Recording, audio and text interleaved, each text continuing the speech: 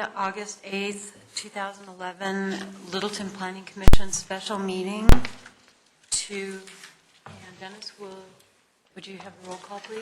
I will, if I can find it. And just a reminder that please, if you have your cell phones on, turn them off, because even the vibrating and silent phone signals will interfere with the sound system in this room.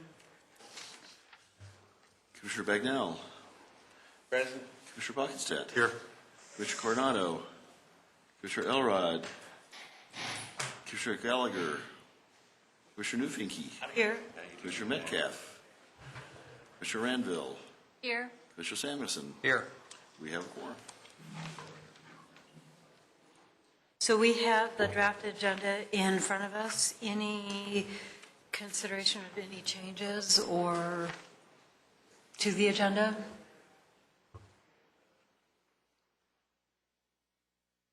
No. Seeing none, let's go ahead and address the first agenda item, the agenda goals and procedures for the meeting. Dennis, did you want to address that? Yeah, I think when I sent out the memo, we talked a little bit about what the goal for the meeting was. Primarily what we want to do is go through the plan tonight, the draft plan, the proposed plan at this point, and see if you have additional comments, additional changes you want to have made to that, and if you're ready for that to go forward to public hearing. And that's kind of what we're looking at as the goal, is to see if we have a document that we're ready to take forward. So, Dennis, you might want to talk about the timing with the historical board. sure. One of the things I mentioned in the memo too was that the Historical Preservation Board is set up so that they will actually be reviewing the draft plan once you approve it, and they would like to then make comments. They would then proceed on to the public hearing.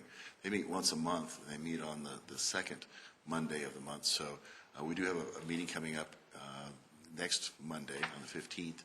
If we miss that, then we need to wait until the following meeting in September. So it just kind of throws the schedule off a little bit, or we have to adapt for it. So They can provide comments at any point, though, too. they can provide points at any time, but if they're coming as a board, they need to do it at one of the regular meetings. So.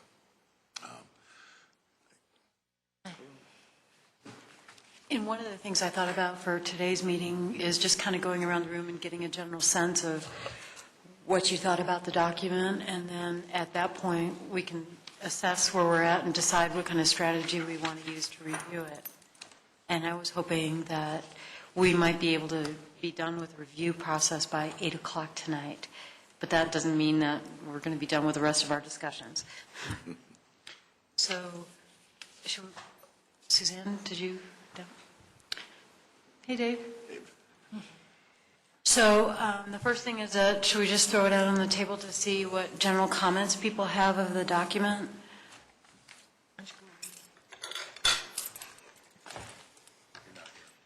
Any? Well, I'm really happy to see this in the format that we would be presenting to the public, and with all the graphics in it and in the locations. I just really appreciate seeing the overall format. And I definitely like having the pictures. I think it's really helpful to reinforce the text. The one thing that I would, I'd like to change ultimately in the final format or final version is just the cover image. When I look at the images, there's no people. And so when I think of downtown Littleton, we talk about the activity and this being the heart of our downtown and the economic vitality, and that seeing the main image of downtown Littleton having that. So the current image is more, kind of an evening setting, no people, no cars other than one driving. So just having more life and vibrancy. And some of the pictures on the inside of downtown Littleton, I thought did a better job of doing that. So that's my, as well as the other photos on the bottom. Again, a picture of the Main Street Historic District sign, that if you have a good image of the downtown, it should just speak that this is a historic district. You don't necessarily have to have a picture of a sign that says this is a historic district. as well as showing maybe more of the context of even some of our historic structures. While the town hall detail is nice, it's a beautiful building in and of itself. Again, people showing the life of downtown. And then the image of the actual Alexian development, I thought wasn't that helpful to be on the cover. I think that's fine if it's somewhere in the document, but your best photos, I just think, should be on the cover. And there's some great photos throughout, I thought, the document, more so like on page 2, page 8, page 33. I thought, too, had just some more life and vibrancy of some of the things happening, as well as some of the overall even page 6 has a better picture of Main Street with the mountains in the background. However, it doesn't have any people on it. So, and something in the summer would be a nicer photo. But that kind of looking back at our downtown, the activity, and you can see the historic building, so, and the feel of it being on the cover photo. So, and I just had one other formatting thing that I was curious about. I noticed that a lot of the document, it has this 1.5 inch blank at the top throughout the document, except for when there's an introduction to a section. So I was just kind of curious, formatting-wise, why we've downshifted or not using our space as well in a lot of the pages with text.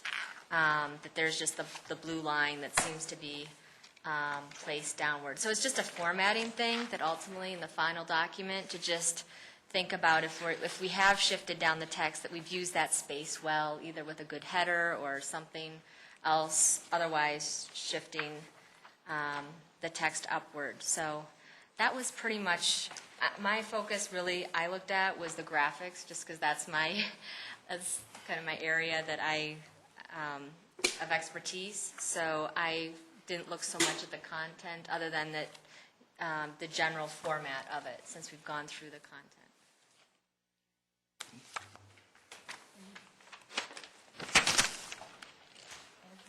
I'm wondering, when we finish this won't be, when we put it all together finally, this won't be the final cover, will it? I mean, this is just for this? It could be, or it can change. Yeah, absolutely, it depends, what kind of comments we get, I think so. Chris was saying this might be the final cover, but with the comments that you're making, I think he certainly... Yeah, I think she made some good comments about showing more activity in the downtown. I like the overall format. I'm happy with the rest of the layout. I think it's pretty much what we had all gone through over months and months and months of wordsmithing everything. So I don't have a lot of comments there.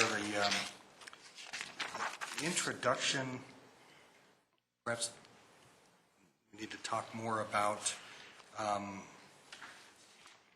the purpose of what the community wants, what the people want.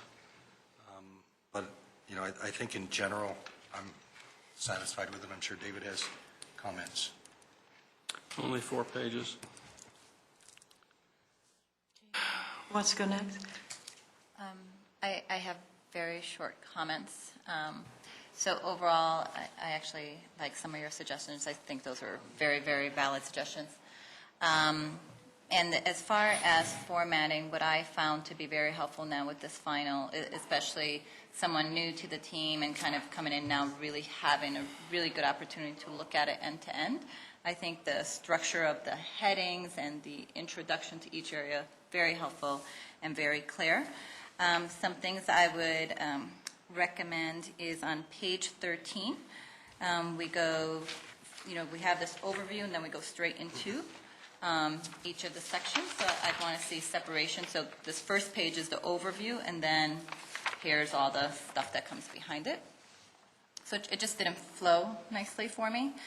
And then the other suggestion is, again, I don't know that it's necessary for this phase, but maybe the final documents to actually have tabs or some kind of, so you can easily, find the section that we would be reviewing, looking at. So either tabs or I don't know what to call them. So you can easily flip to the vision or easily flip to land use or appendices. That's just more practical. And then the other comment I have is maybe more of a question than it is a comment. Page 24, I think it was. Yes, the 23, the implementation summary. Is this to me again felt like it should be more of maybe the appendix as opposed to the actual body of this document. And I base that comment off of page 4, where we talk about what's in this document. And just going to that first paragraph. Fourth, goals, policies, and implementation strategies provide detailed direction. So this particular paragraph talks about what is going to be in this document. And I don't think, or maybe I missed it, I don't think we talk about the implementation summary as intended to be part of the body of the document. To me, it feels like it's more of an appendix item.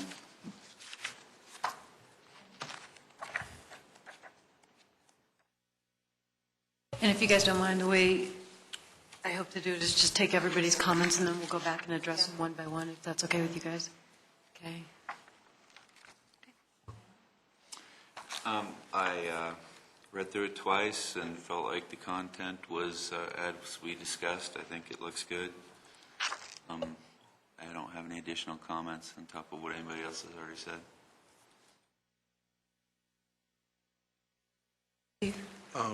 Likewise, I went through and I thought the content was fairly close to what we've been talking about. I do agree with Jen on the more of an active picture on the front page. No need to have the Alexa on there, but I really like the pictures on the inside, and I thought the layout was very good, and I thought they did a good job with it. Dave, or do you want me to go first? A couple things, and I talked to Sarah Jane right before the meeting about this, is captions on some of the pictures so that we put it in context with what's going on, and also explaining the diagrams, for example, density orientation map in historic district, because I think sometimes it's just popped on the page without context. Some of them, the boundaries on the diagrams, I think Sarah Jane will look at along with Chris. And then, to me, the language on the implementation strategies, there's a lot of abbreviations, and I thought that we could either write them out or have a cheat sheet of what those abbreviations are key. And then I just have like a couple numbers that are inconsistent from one place to another. And Jenny, I kind of agree with you. I think maybe like taking 1/4 of an inch of the white space might be still keep the same effect, but on each page. And I definitely agree on the Alexon and the front pictures. So I think that's all. Pardon? You want to bring up Craig's suggestions? Yeah, if we pass these out. These are suggestions from Craig, and then David's first email, and then also Tony's comments. And Tony apologized for not being able to be here. It looks like he may be out through August. And Craig mentioned that he thought the beginning of the executive summary is weak, and that he feels the introduction should be what the community vision is for downtown, not what the plan is and how it's organized, starting with the document as a guideline is not a regulation, is a downer in his opinion. So why not add a paragraph that summarizes the intent of the goals and policies into something like that? And so he suggested a couple of paragraphs. One is a better downtown. The downtown neighborhood plan establishes a forward-looking agenda to, and then he mentions a number of different types of changes that we can go through. And then his second recommendation is to say something like the downtown neighborhood plan was developed from community input to anticipate and address these changes, preserve and enhance what is valuable to the community, reduce uncertainty, and improve stability of the downtown neighborhood, and encourage appropriate growth that supports physical, social, and economic well-being of the neighborhood. So that was his suggestion. He also had suggestions to change the format to the goals, policies, and implementation strategies. I thought that was an interesting suggestion. So basically getting rid of the letters, like the A's, the B's, the C's. And then he also says he does support approving the draft for the purpose of the public hearing, and he'd like to see if we can get some edits prior to completing this before the public dissemination of the plan. So that was his comments, and then Tony's comments.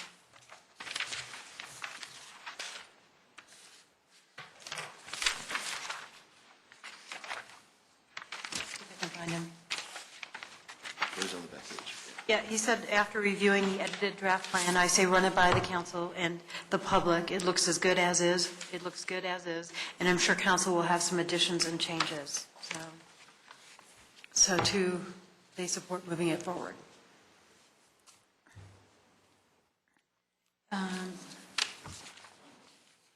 So it looks to me from Craig's suggestion is that we should really take a look at the executive summary. Now, Dave, can we get some of your suggestions? Basically, per my email this morning, I like what Craig has to offer. I think he's absolutely right. The opening is very weak, almost dry. Given all the time we spent, especially in the first year, talking about vision and the importance of vision rather than just procedure and format, I like what he suggests. Same thing about the getting rid of the alphas and the bullets on that other section, goals, policies, and implementation strategies. Don't see that it adds anything. The categories pretty well speak for themselves. Other than that, I have 4 pages of suggestions through page 40. That's most of it. Believe it or not, I did try to be fairly consistent in focusing on technical edits more than trying at this late date to change thrust or content. Nevertheless, there are a couple of things I can't leave unsaid, so I'm going to give you a highlight. And Dennis, I'll leave you a copy of this. I've got it electronically. You can have that too. It's probably too late to go through this in any kind of great deal at the 11th hour. Nevertheless, I think it could make the entire document, even given its existing orientation and direction, a little more effective. So I'm just going to highlight some things. On page 3, I've got to tell you, the copy of the questionnaire is too small to read, so I don't know if the illustration is effectual. So if it's impractical to enlarge it there, then let's at least move it to the appendix. Page 11, the last sentence in the caption with image 6 says the area will most likely become part of the residential mixed-use district. I could have sworn what we said was that we intended it to, that we meant should or is intended to be, not just is likely to be. What page is that again? Page 11, the caption on image 6. 6 industrial, upper right-hand corner. We're talking about the future of the existing small industrial area if the owner ever decides to rezone it. Page 12, this is a big one. You've heard it before. I'll try not to go on ad nauseum. The text of economic development, again, goes off on this grandiose statement that the city will maintain a business environment that retains and attracts business. Still no hint, here or elsewhere, of what elements, qualities, or characteristics will contribute to doing this. It's just a sweeping generalization. And I'm really concerned that we reflect nothing that we glean from our field trips to similar areas, and certainly nothing resulting from our Q&A session with Chris Gibbons. Pages 13 to 22, the whole goals, policies, and implementation strategies. My only question there is, when you get to downtown's future on pages 35 to 37, isn't that redundant? Is there anything in downtown's future that isn't already covered in goals, policies, and implementation? So my question is, what purpose is served by this abbreviated redundancy in the later pages? On page 16, with LU 11, I'd suggest deleting importance and change that to appearance or visibility or prominence. Adjacent structures aren't going to change the importance of Town Hall or the Carnegie Library or the courthouse. They might conceivably affect the prominence or visibility. And I think that's really what we intend. Per LU 13A, my concern is, does following the same design standards mean that redevelopment of, for example, the sheriff's property or the northwest corner of Bowles and Santa Fe mean that they're going to have to comply willy-nilly with the downtown design standards and guidelines, regardless of any specific criteria we develop with their respective neighborhood plans? That would be a concern. Page 17, I think we need to move that map to page 16. The LU 10A on page 15 says, refer to the map on the following page, and in fact, it's the second page following, not the following page. That's housekeeping. Another housekeeping detail on page 17 is I'm wondering why we don't use uniform colors for zones with the same height limits instead of differentiating the colors. Don't know that that adds anything and may be a source of confusion. Say that again? Okay, the colors, why don't we use the uniform colors for zones with the same height restrictions instead of slightly varying the colors? Make it a little more clear. Page 18, CN3 and CN3A essentially say the same thing with minor, one or two words difference. I thought we were going to avoid a statement like CN3A that could be taken to mean that we intend to or insist on making such improvements as soon as possible, rather than in the course of normal infrastructure repair or maintenance. I don't think Charlie is going to be real happy with that kind of constraint, and I don't blame him.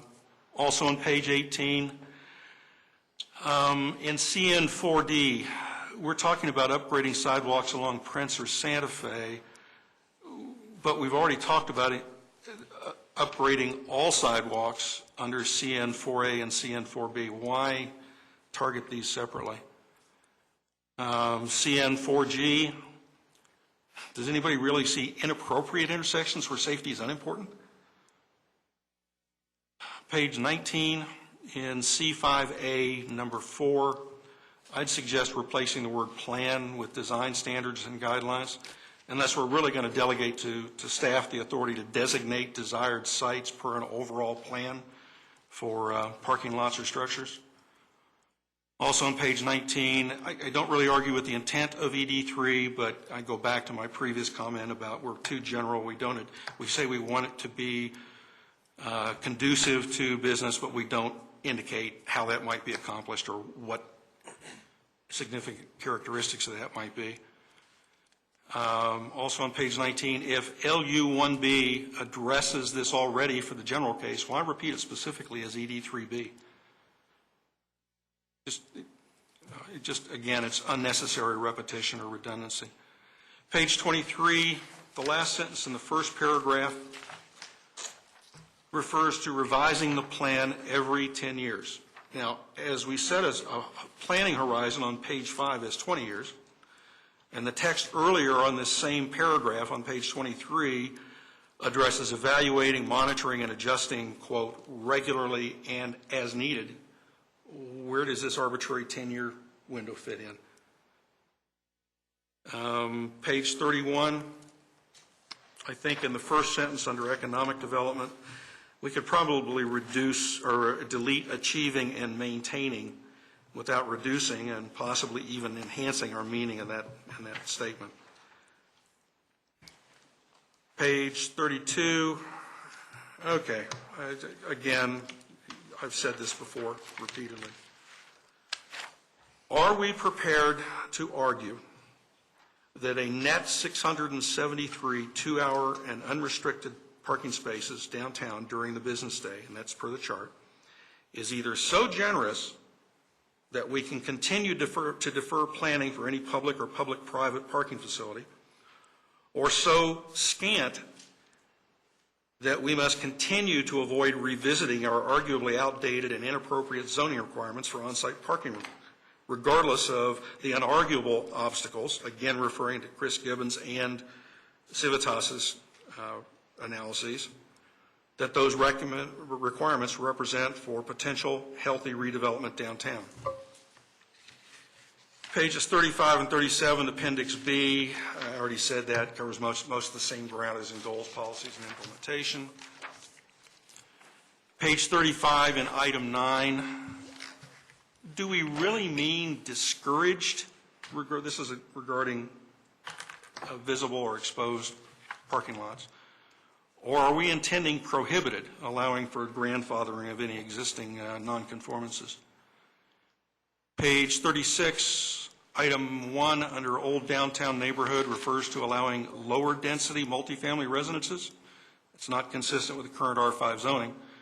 We don't make any point of down zoning or reducing those densities anywhere else in the document. And if we're going to talk about necessary rezoning that's necessary to this element, then we might as well put it out there on the table. Page 36, item 1, still posits a shall. This is under government and education.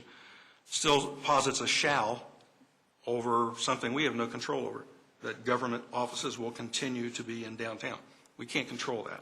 Why say it?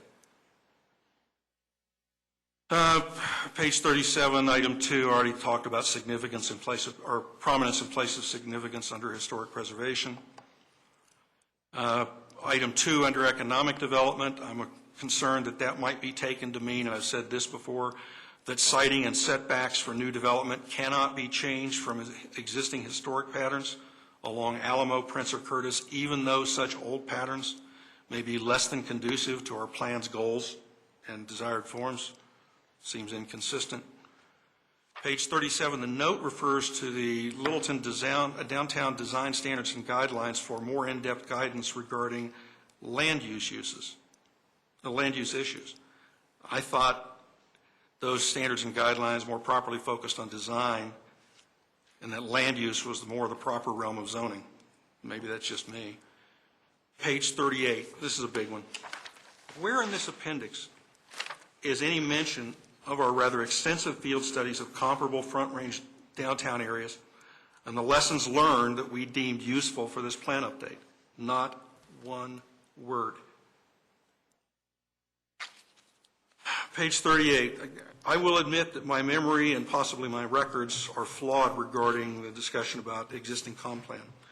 When did we complete an extensive review, delete obsolete sections, and identify changes or closely evaluate what worked and what didn't? I remember one session where we had a staff-prepared suggested edit of that section, and I remember preparing a chart that compared existing provisions of the comp plan with our late 2009 draft update, but then we never discussed that. Never looked at it, never talked about it, never went anywhere with it. I think we're misrepresenting the extent of what we did in this regard. Page 38, another possible memory lapse. Did we ever really seriously discuss extending boundaries of this zone to the south and east? Yes. Really? Where to the east? Passed by to Woodlawn? Yeah, all the way up to Windermere. You're right. That was Julio's. That was the first thing right. that we did, Yep, all the yep. rings and all that. Yep. Okay, gotcha. Page 38, the last sentence in the third paragraph of analysis of development scenarios, I'd suggest changing recommended changes, because at that point we weren't recommending changes yet, to possible changes considered. And we had a few things out there on the table. We reviewed them with the residents and revised our intentions in that regard.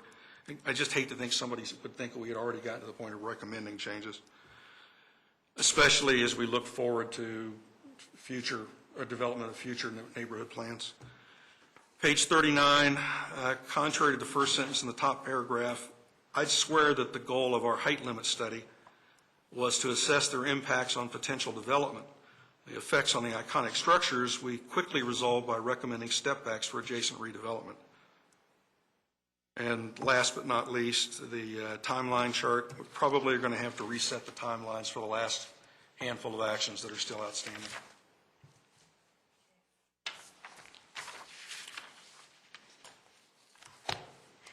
That was 28 items. Out of 4 pages worth. Okay. How do we want to handle some of these suggestions? I was thinking about going over some of the general recommendations and either voting on those and then start looking at some of the more specific recommendations. And do we want to handle it page by page? Do we want to do section by section?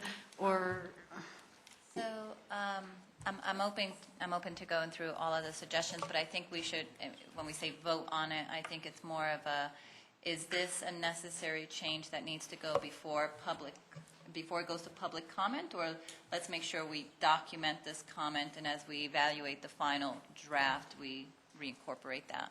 So I do think we need to make a distinction of what of this is ready and can go as is to public comment, knowing that there's more to come, especially as we think about just some of the general edits that might be format related more than anything else, versus, truly completely changing, where some of the things where it's completely maybe even changing the message, or I think would be the ones that would be most important to address before we go to public. Linda, if I might, I think other than some of the overall comments that Craig suggested, or recommendations that Craig made or that Jenny made, a small handful of mine, everything else is relatively minor and might very well be caught up in the future revisions as we go through public comment and council review. I've also have an equal number of editing, technical editing on punctuation, grammar, rewording, that sort of thing that won't change intent but might improve meaning.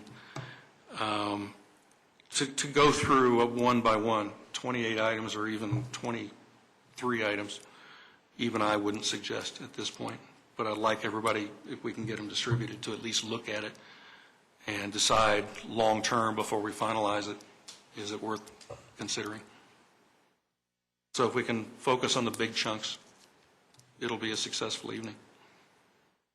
so when you say big chunks, what do you mean? Well, Craig's suggestions, Jenny's, a few major ones of mine, but Yeah, I'd like to maybe look at Craig's first, Okay. and, because he's got 2 of them there that are very valid concerns, I think. And I did agree, for the record, with some of them that you had said too, Dave, that really stuck out when you said them. All right, so Craig's proposal is to change the executive summary so that we have, we talk more about our vision of downtown and not what is on the plan and how it is organized. And so he suggested, he started the language, he had 2 paragraphs suggesting. My problem with the first paragraph is that it doesn't address what we address in the plan.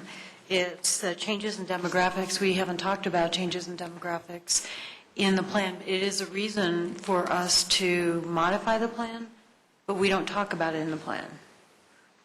And same thing with the market, the change in the market and changes in transportation modals and land use patterns. and yet, Linda, those changes in demographics and otherwise were part of the explicit charge from City Council to us 3 years ago.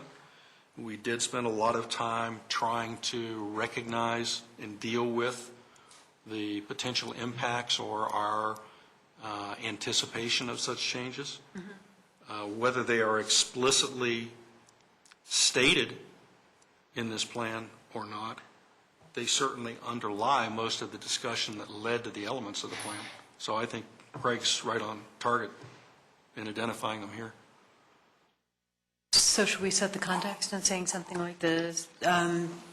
What the reasons why City Council wanted to bring this to the forefront?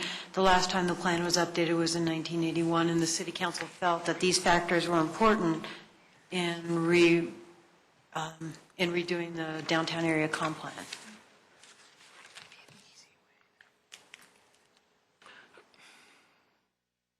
And that way we set the context. And we use every single one of these points.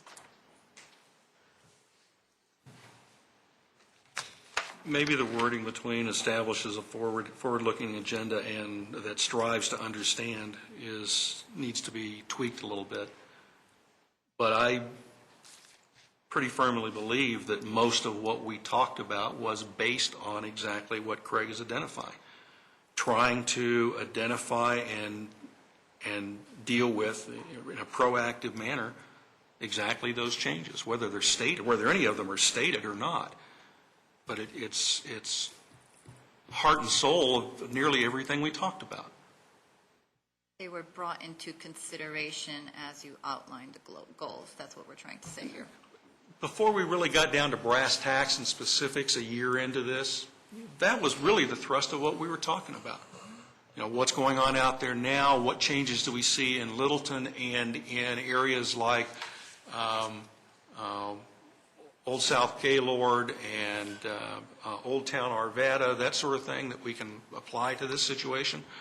We spent that first year basically getting our feet under ourselves and understanding all this and trying to form a context for what kind of changes might be coming our way and how we can deal with them to still deliver the vision that the community expressed to us. So I think Craig's right on target. It's fundamental to what we talked about, to what we've developed. Yeah, as a citizen, that's what I would have expected that took place. And these would be the things that I would expect had been considered. So even, again, even if not formally documented somewhere here, it was part of the decision process or the recommendation. And we can make that connection, that explicit connection, through my question regarding sections or Appendix C on why don't we even discuss that research, the field research and discussion that we conducted for 6 months or so. There's the tie right there. Yeah, that's a good suggestion. Steve? I really like Craig's suggestion, and I think we really should have that in the executive summary somewhere towards the very beginning of it, if not the very beginning of it. So should we have staff take these sentences, incorporate them in the very beginning of the document?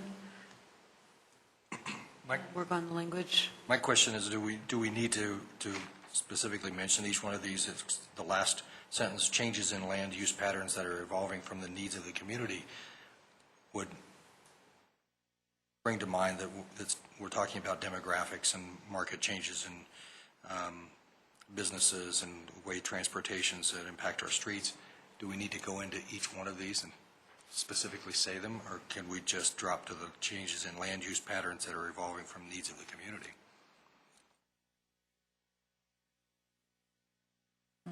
I kind of think it's important to mention the demographics and the market and transportation because it all adds together along with the land use.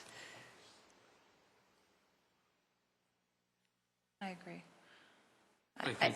I think, this last sentence, although, yes, it encompasses the above comments, it's almost, well, what does that really mean? So I think we know what it means, having been intimately involved in this process, but again, someone, just a citizen looking at this, what does this really mean? I don't fully understand this, and I think these others provide some examples to that. I think having alerted readers to all four of those generic categories as they look through the goals, policies, and implementation strategies, they're going to come across things like the future of the industrial area in downtown North, the shift or the consolidation of overall character of both the downtown, what do we call it, midtown, Sarah Jane, Yeah, and the area south of Main Street. I think once you've highlighted this and alerted them to it, they're going to see the examples, of where this consideration of this understanding got realized in the goals and policies. Jenny? I would say that Craig's tone is nice in that it has more of it's trying to look and bring the citizen into the document, and that in a more gradual way of that we're looking at this. We're striving to bring about a better downtown. We're trying to look at these areas, and then this is a guideline. So it is a more gentle way of introducing the document versus this is a guideline, not a regulation, which I think is a good statement. So I do think that how Craig has introduced this, I think has a valid way of gradually bringing the citizen into the document to think about what the changes are going to happen or potentially could happen. If I can just make one comment, I was talking to Linda earlier, and she suggested taking that first paragraph and making it the last paragraph, which I think makes a lot of sense. I'm going to fight for Craig's view that this is a better way of introducing the public to Absolutely. or inviting No, them to engage in. That's not instead of. Dave, that's taking the document as a guideline, that paragraph, and moving that to the end of the document, end of that section. And then putting Craig's stuff up front. Yeah. Then here's something else that Suzanne suggested. On page 5, there's the call-out box that says the comprehensive plan is a long-range master planning document. The very first one, Suzanne suggested we could move it to page 3, the executive summary, or you can even start with that as your first sentence and then go into Craig's recommendations. I'm sorry, which section were you talking about? It's on page 5, and it's the first call-out box. And I think, Suzanne, you might want to say what you were thinking there. Well, I was just looking at language you'd already approved, so you didn't have to rework it. And number 5 called out kind of the general purpose, the 20 years, the broad base. So it seemed to incorporate some of the things that Craig had said, and maybe you want to build on that, but it would at least give you something to start from that at some point you approved and seemed to like that language.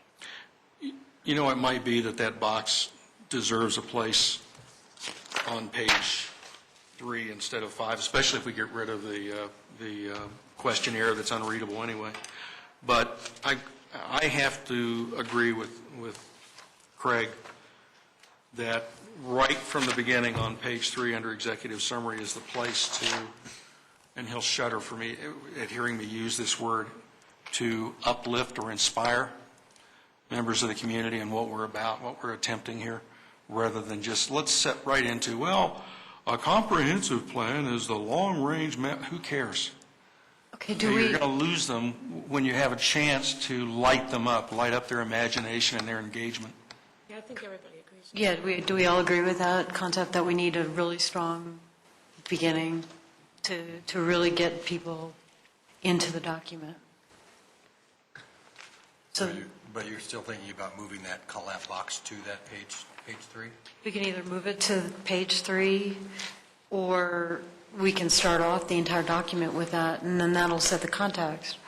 I think that what Dave was saying was start out, before you bore anybody to death, start out with something that inspires them. Now, you know me, I wouldn't say something like that. I know you, Dave, and I knew you would say something like that.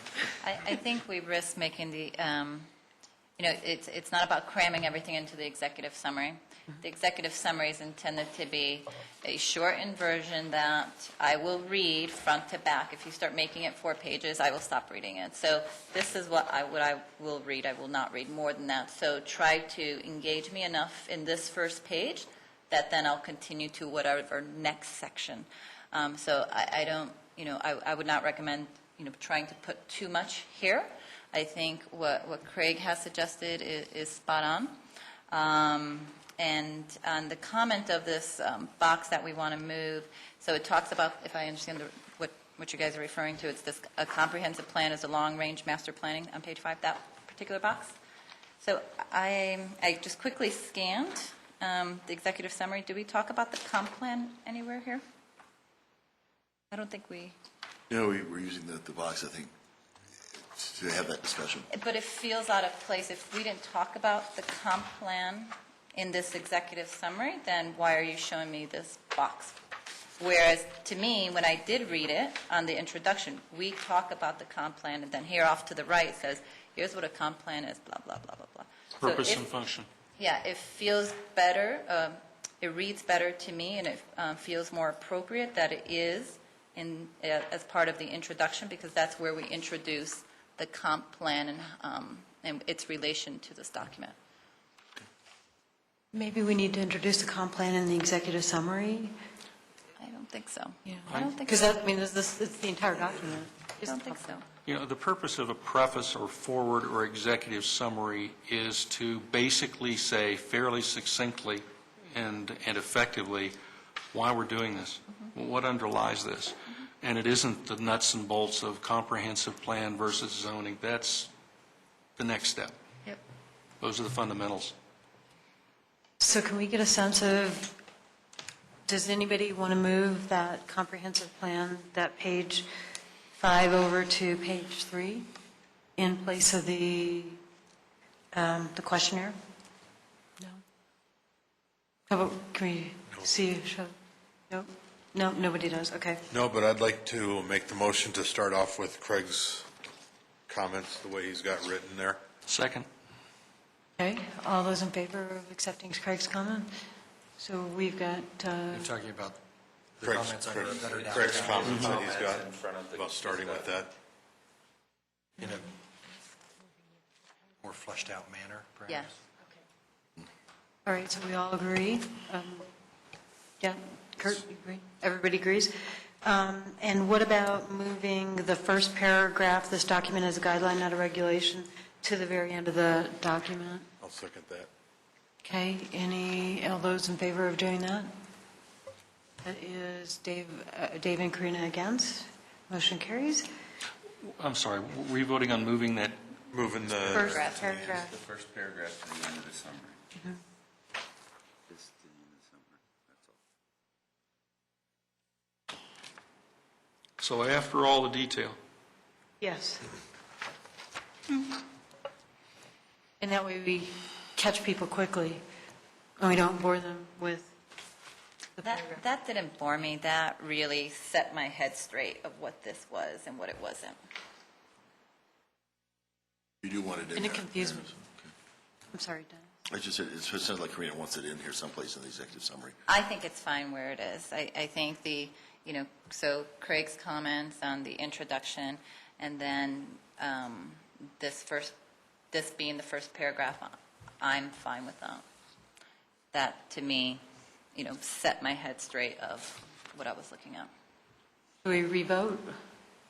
I'm going to add to that I think I see what Karina's saying, is basically it's an orientation. It's saying, okay, this is, don't get upset, this is just a guideline, don't recommend, or not a regulation, and then detail it, rather than detailing and have people say, wait a minute, they're going to require this, and then say, it's a guideline, not a regulation, after the fact. So should we revote? No? Let's just revote. Okay, just to be clear. All right, so all those in favor of moving that first paragraph to the end of that paragraph, raise your hands. So just Steve and I, so that will stay the way it is. And now here's something else I'd like to propose. Can we allow staff to kind of tweak those two paragraphs that we approved from Craig's language so that it fits better into a first and second paragraph type thing? We could probably have Callie do that. Okay. Or Kelly? Kelly? So do you guys agree that we can allow Kelly to, everybody agree? Great. I like the bullet point type thing there, though. Okay. As opposed to just merging it into Instead of text. just making Yeah. paragraphs out of it, kind of blending it all together. And the way he's got it bulletized is, shows some complexion in the statements. Yeah, they can probably clarify it or make it a little more pithy. Okay, so I don't have a lisp. so nobody's against it? No. Allowing Kelly to do some of the editing, okay. So then that takes us to, On that point, though, can I also ask, as staff reviews that they go back to the vision and make sure there's no inconsistencies? This isn't, it's not that it's stating a vision statement, but let's just make sure that it's still consistent with what's in the vision section here. I think it is. I glanced at it quickly. Craig's second proposal was to change the format of both policies and implementation strategies. Before you do that, just to clarify, so we're going to include Craig's recommendations before this, what is now the first paragraph, but leave it where it is, other than that, the Craig's recommendation being ahead of it. Okay, good. Super. Got it.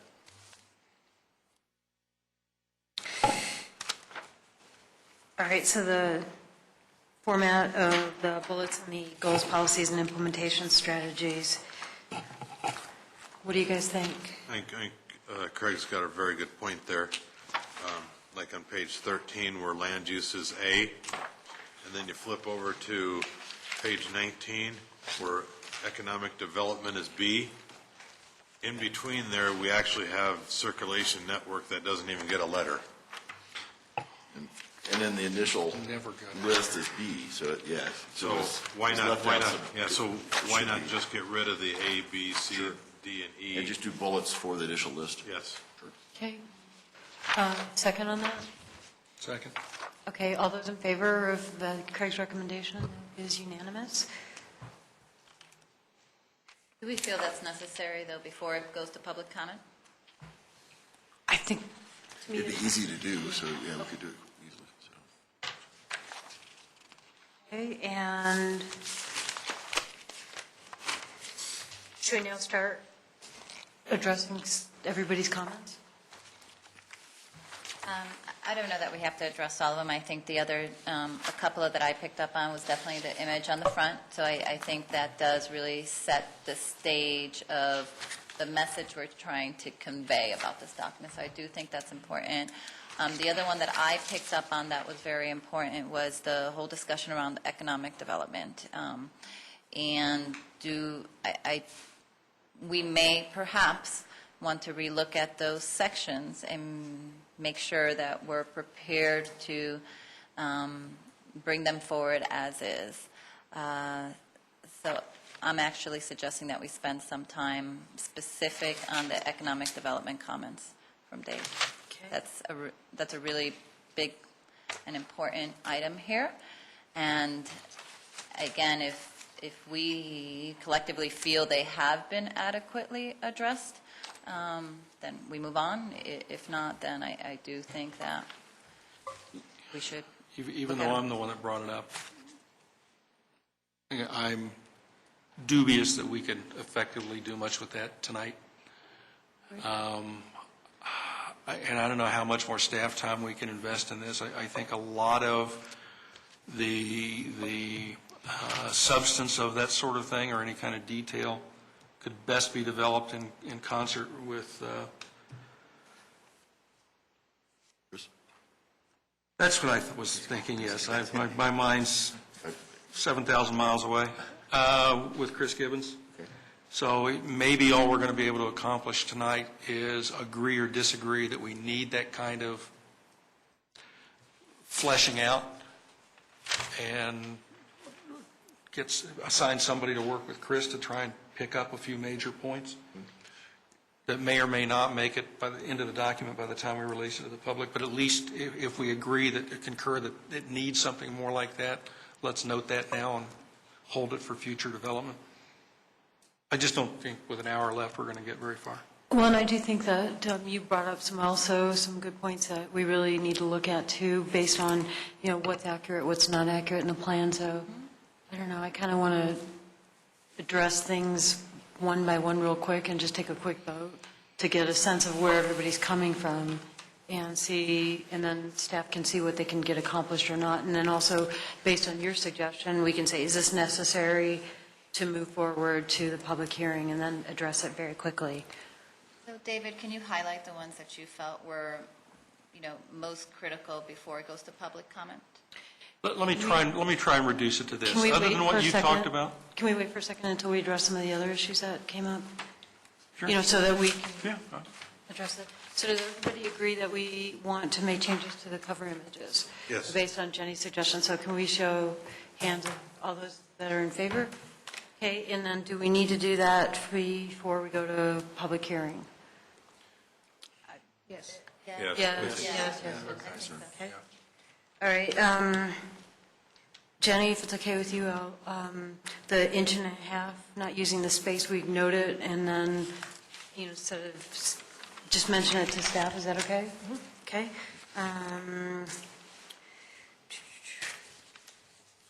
Then, Karina, you said on page 13 you wanted to separate the overview page from the rest of the Yeah. 13. I think that makes sense. If it separates that, and then you go maybe to the next page, have the overview on one page. Yeah, I don't think that's necessary, though, before public comment. I think that's more just, again, formatting.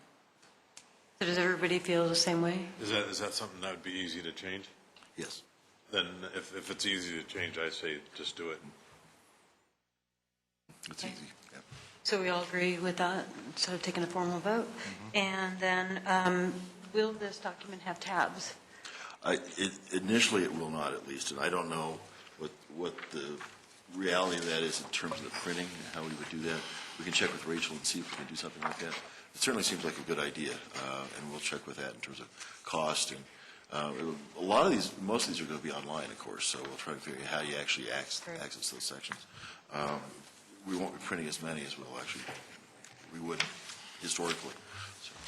And Karina, another suggestion is move the implementation summary to the appendix rather than keep it in the core of the document. What do you guys feel? And is that something we need to do before public hearing? I think the implementation is important. I think it should remain as part of the document, because we want to make sure that the stuff gets done as much as possible, rather than an afterthought or an appendix, which many people won't ever get to. The other part of that I heard was maybe we just need to make it clearer in the introduction that that is an important part of this document. So I think you were talking about it wasn't mentioned initially. So why does it show up here? Yeah. Okay. I tend to agree with Kurt. I mean, we've really pared this down to fairly minimal text and as succinct a chart as you can do. I mean, most of the items are a single line. I don't know how we're going to do any less than that and still include what we targeted a year and a half ago as finding a way of resolving all of the verbiage and multiple items into a single action plan, if you will, action schedule. So do we all agree to leave the implementation summary where it is? Yeah, everybody does? And then do we want to include like a sentence in the introduction to highlight the implementation summary, as Dennis suggested? No? Okay. I was taking these words literally in the sense that it was trying to identify each section you would see. And so that's why I immediately went to, okay, well, that's a whole separate section that we're not calling out in the beginning, and hence my question. One could argue that this is a summary of the implementation strategies that we do call out on page 4. I think that's the intent of the summary.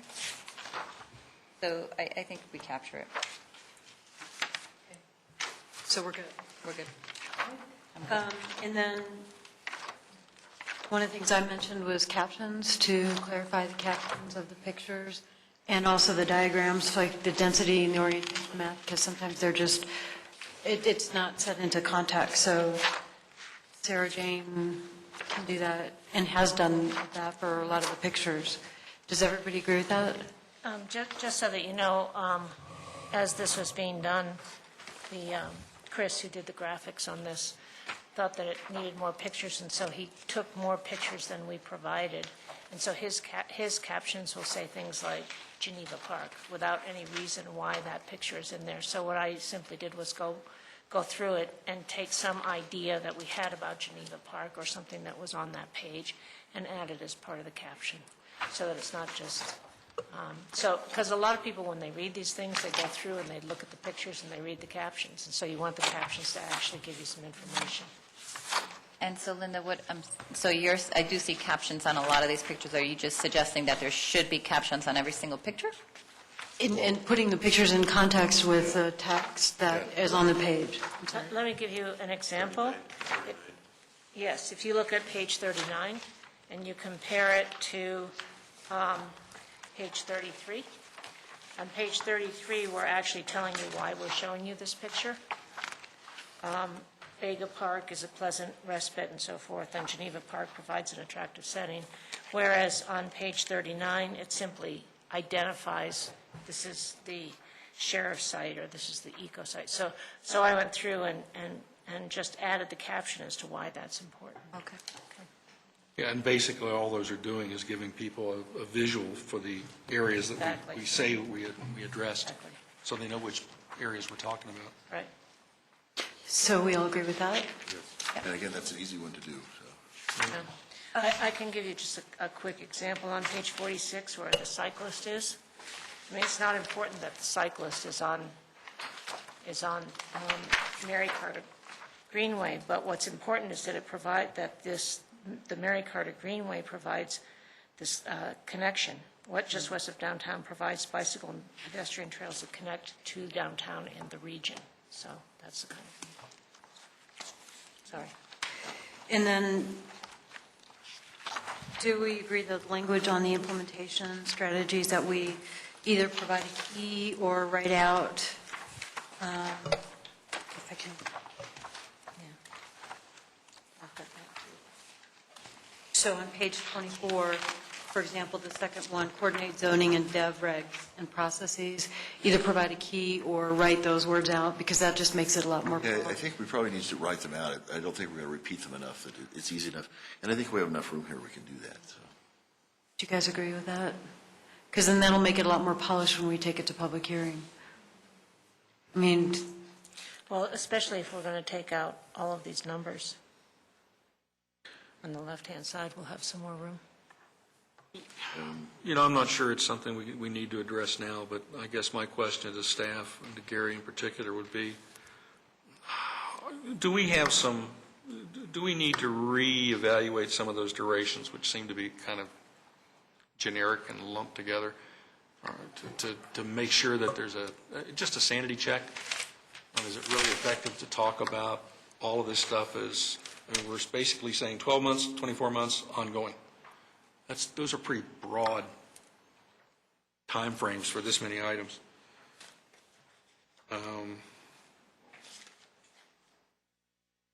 Is there anything to be gained sometime between now and finalizing to get a further sanity check from staff? I would appreciate that. So I look at everything, most of them be 24 months. And Dennis and I are trying to, at the same time, put together your work plan. So we're doing everything at one time. Haven't gone through all these and added them up and seen how they stack up. But also, if you don't have a duration, then it gets lost. So you want some meat in the implementation part. So for the sake of argument for right now, that at least establishes relativity. We can refine it later on. Yeah, and I think we'll get into more detail when we actually get into a work plan.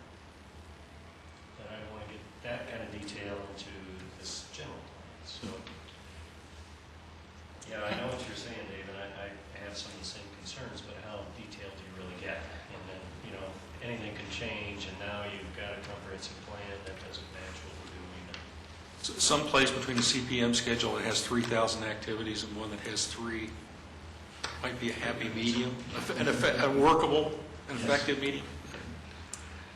So on these that are ongoing, then, are they just part of what you do day to day? So Typically. do they necessarily need to be called out here, or think they because it do. just feels like such an extensive list, and I think really what we're trying to identify here is at least what I interpret as ongoing, that's part of what we do as we approve plans or whatever else, versus the additional above and beyond, call them projects, or some of these things that I see 24 months or 12 months or Well, something like that, one of right? the first takes we did with this, we also referenced these by duration, so we listed them by duration. So we had the 24-month ones together, the ongoing ones together. So it kind of pulled out the priority issues.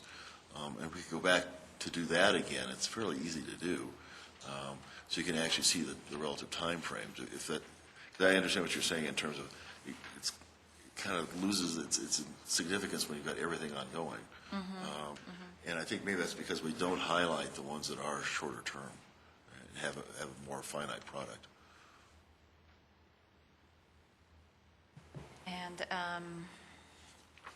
because again, what we want to do is instill confidence to our citizens to say, okay, this is part of the process that we do on a day-to-day. So, okay, you don't have to worry about that. That's already covered. And then here are the special things or the above and beyond that we're going to do that has come from this plan. And so we don't want to lose that. And I think right now it's really hard to interpret it that way, to be quite honest with you. But we could certainly cross-tab it. I think if you think that would help, or we could highlight it some other way, the ones that are shorter term. I kind of hate to not have them in here, even as ongoing, because I do think, even though they're ongoing, they certainly talk about how do we implement this plan, that this is something that's a priority, it's something we're going to be looking at. So I would hate to lose that, I think, but I think highlighting them, I think, sounds like a great idea. And maybe it's just defining what ongoing is, you know, and just saying ongoing represents, you know, maybe it's just a little asterisk on the bottom. Ongoing represents day-to-day activities as part of the general staff, whatever process, something like that. Yeah. While we're there, did I hear a reference to getting rid of the numbers on the left? Because I would argue against that. That would be very confusing, and I think That's why we argued when we were in our little two-person committees, and I think, Jenny, that was you and Pavlos suggested that in the first place. It was a nice, succinct chart to wrap it all up.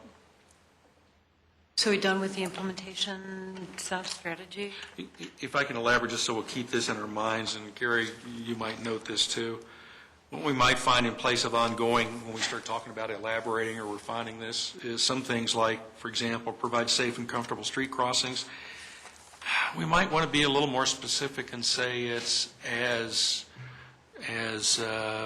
scheduled maintenance or consistent with scheduled maintenance, or in coordination with scheduled maintenance, as opposed to other things that might be tied to before we turn to some other item, or at least by no later than, that sort of thing. Once you start looking at the logical connections head to tail, some of those things might become self-evident.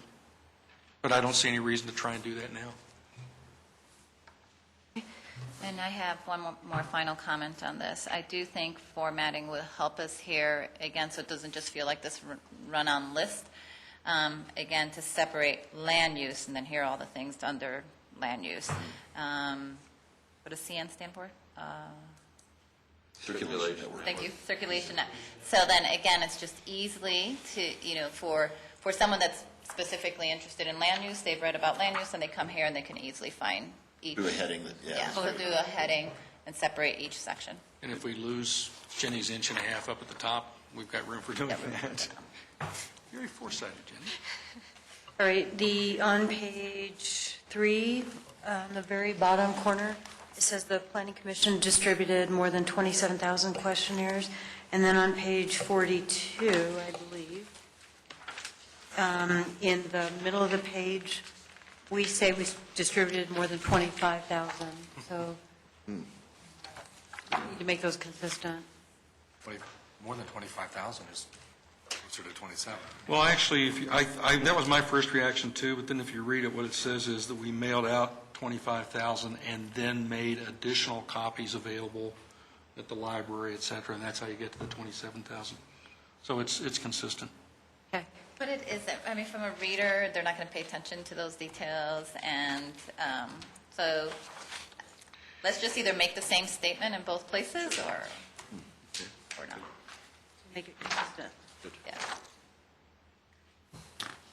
Right, and then, did I miss any, before we address Dave's concerns, did I miss anything else that you guys thought we needed to address? No? Okay, so let's move on, Dave, and I wonder if you could maybe highlight a couple of what you think are really important that we should Or have. just categorical. Karina already noted my just hope that we could come up with something more helpful on the overall economic development theme. The other ones would be, I really think we ought to ask ourselves, do we need the section Downtown's Future, given that it doesn't say, it either doesn't say anything that isn't in goals, policies, and implementation strategies. What page? 35 to 37.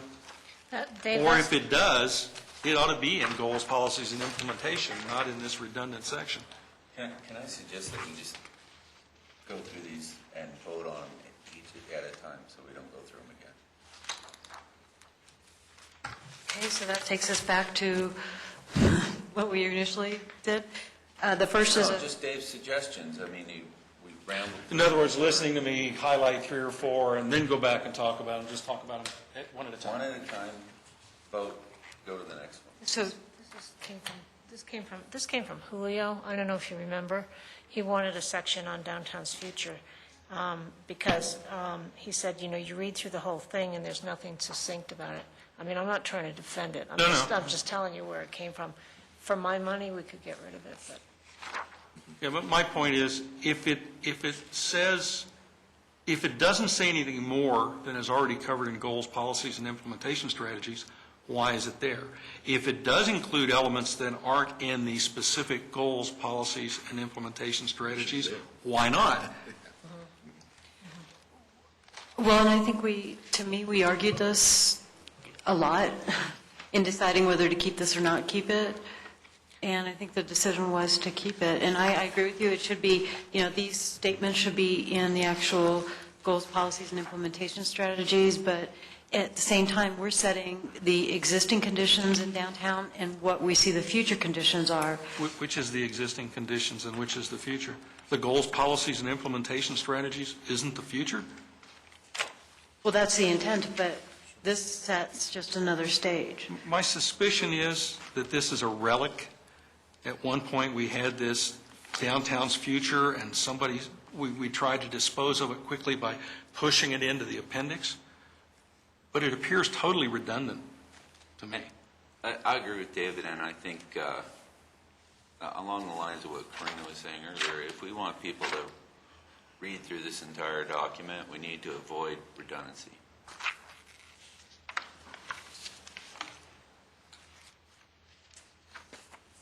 So who can answer the question, does this say the same thing as the goals, policies, and implementations? Yes or no? If it says the same thing? It did initially, and it would be great to go back, and for a long time, it might be with some of the most recent tweaking to go back and check and just make sure it's still there. Because that actually Because causes- this is a bit of a relic in somebody's head, so. Because if it doesn't, then that causes more harm than it does good by keeping it in here. Just with a quick review, I don't see anything on here that I isn't don't think included. there's anything in there that wasn't said before. it's almost, this was actually supposed to be paired with the framework initially. So where the goals and policies and so forth go by land use and then by circulation network, this goes by area. So that's the main difference. It might be worth staff or somebody scanning through it to make sure that there isn't something that we really intended to be in with goals, policies, and implementation strategies and capture it before we lose it. But I don't think you're going to find much. How about we keep it in for public hearing and then consider deleting it, depending on what we hear from the public hearings? I don't think they're going to tell you one way or another. Yeah, I don't think you're going to hear anything from public hearing of whether this stays in or not. I don't know, I don't think we have to take it out for the public hearing, but I agree. My suggestion on a final document is have the essential information there. Too much redundancy in the information will cause more confusion than add value. I see the apparent redundancy as useless and potentially confusing, and it's simple enough to delete right now. And I would so move. Second. So Kurt and Dave mentioned, Kurt seconded, and for discussion purposes, I kind of want to look at this as a together first before I would want to recommend just deleting it point blank. There's probably no harm in deleting it, but I think that we're just moving too quickly. But that's just my I'm comment. agreeing with you, Linda. I think we have to do that homework to make sure we didn't miss anything before we remove it. But I think that's what needs to happen. I'd accept that as a friendly amendment to the motion. The other thing to look at, I think, is kind of what Sarah Jane mentioned, because the intent was to kind of give a description that isn't really anywhere else in terms of what's in each of the districts. It goes beyond that in terms of it gets into some of the topical areas as well, but it was giving a description of the future of the districts that it may be a little harder to find other places.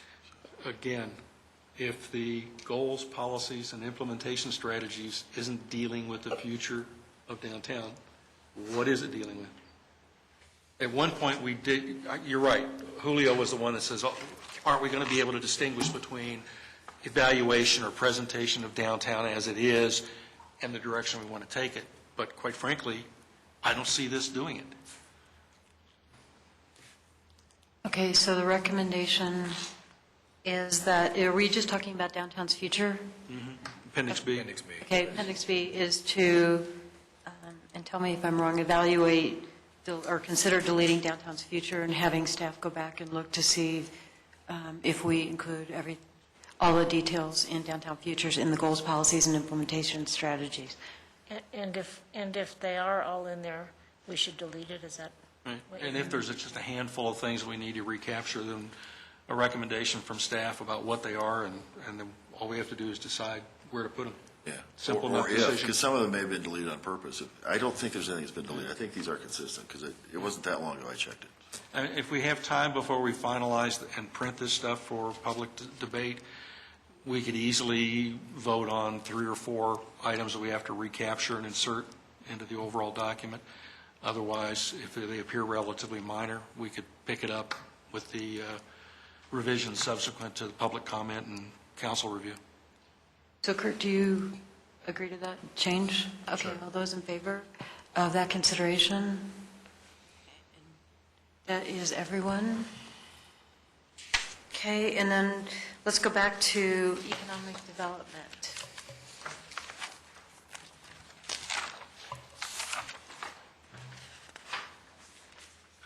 I'm not pretending that trying to be particular about those qualities or characteristics that would maintain a business environment that retains and attracts business is simple. It shouldn't be. I think that came through loud and clear from Chris Gibbons' question and answer feedback.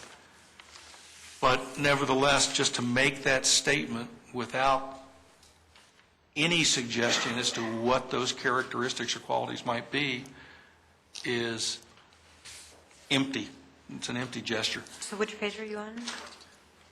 Well, Page 19. yeah, page 12, and I think it comes in again later. Some of this stuff really comes under, reappears in a couple of different questions, or a couple of different categories. Anybody remember where else we,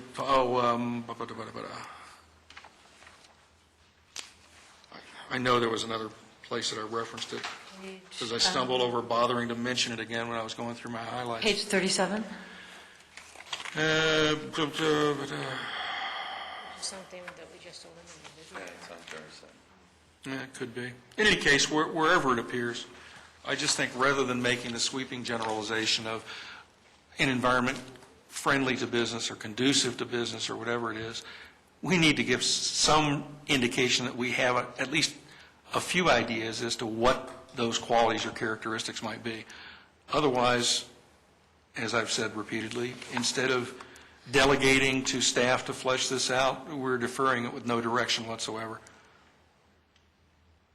Couldn't you argue, though, that all of these goals and policies are that? If you go back and look at the conflicts and some of the comments we got from downtown merchants and property owners about what would be conducive to economic development as far as diversity of downtown residents, income levels, more housing versus more shops, more parking versus no, we don't need more parking, I don't think it's going to come across as quite that simple.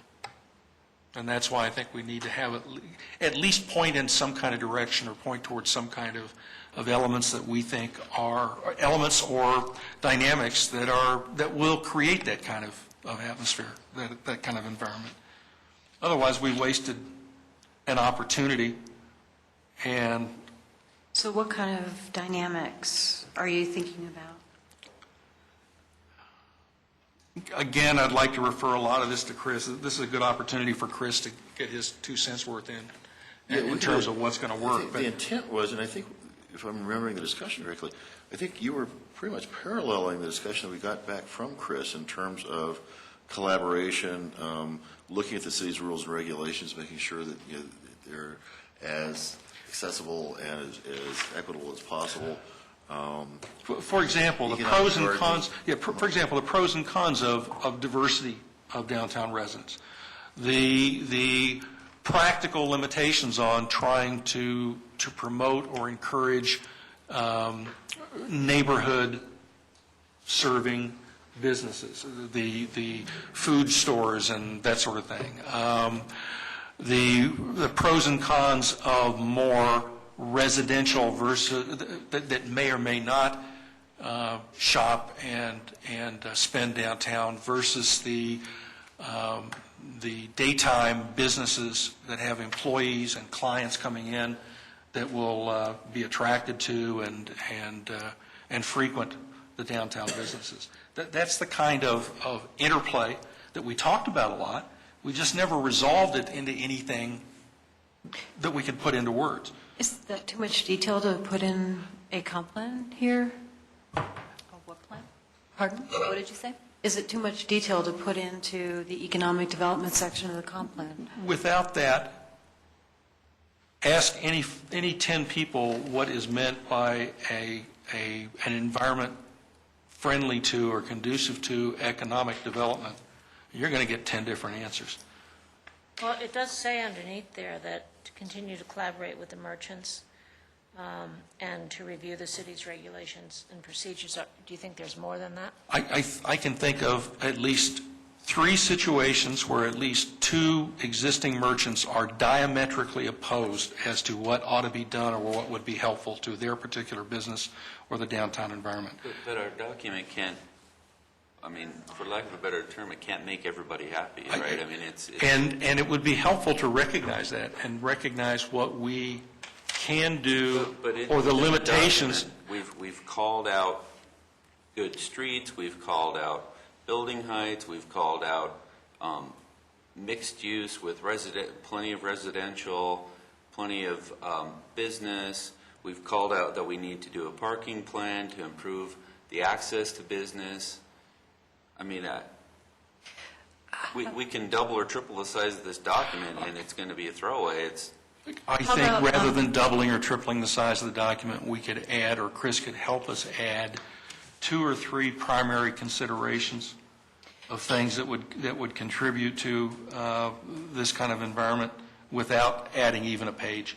Should our motion be something like have Chris Gibbons review the economic development and provide additional recommendations? Well, and as part of the review process, we do have a staff review, so Chris and Charlie both will be looking at this.